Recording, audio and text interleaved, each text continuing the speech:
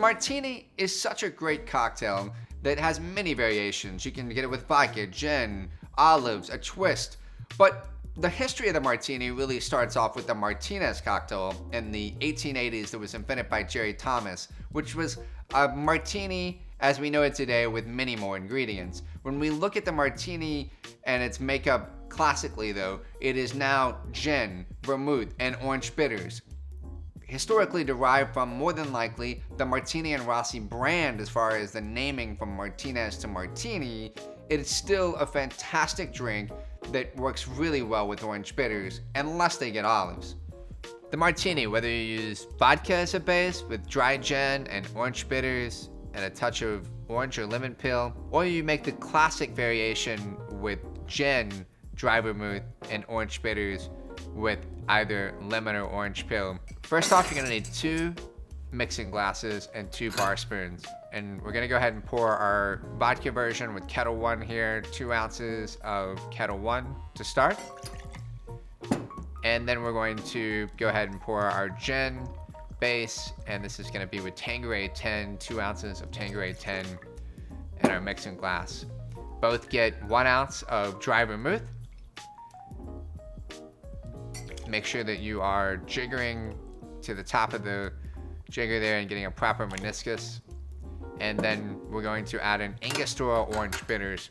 We're gonna add in Angostura orange bitters, 2 dashes into both drinks. And you're gonna go ahead and stir the ingredients in both just to get them kind of pre-mixed before we add ice. I would recommend adding a bit of cracked ice to start. Just gets your dilution going. If you have ice that's not large, you can avoid this step altogether. And then the next thing you want to do is just add ice to the top of your vessel, making sure that both mixing glasses are topped with ice all the way to the top. We can go ahead and stir. This is just a little bit of a double stir action. You can do it singularly if you can't do it with both. And we're gonna stir for just a little bit, and then we're gonna make sure that we taste and make sure that the dilution isn't over diluted well before we think it might be, because we can't go backwards and undilute these drinks. So once we've got it stirred a little bit, we're gonna go ahead and then taste.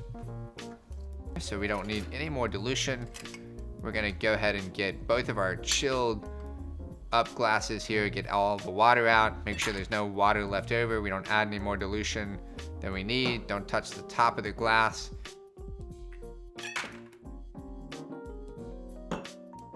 Pour both the gin martini and the vodka martini. We're gonna pour those all the way out. Make sure we get all of our liquid. And the next thing we're gonna do is get a garnish of lemon swath. So we're gonna take a white peeler and get a nice swath there, and then we're gonna manicure both of these swaths to get a nice lemon oil on top. We're gonna manicure them, and we're gonna express lemon oil all over the top of the glass and on the side of the glass and inside the glass, and then drop it right in for our gin martini.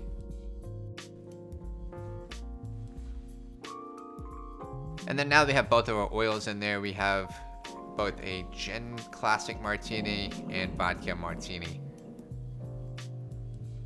If a guest requests olives though, then we would not include orange bitters and make the drink just as it was, but then garnish with 3 olives.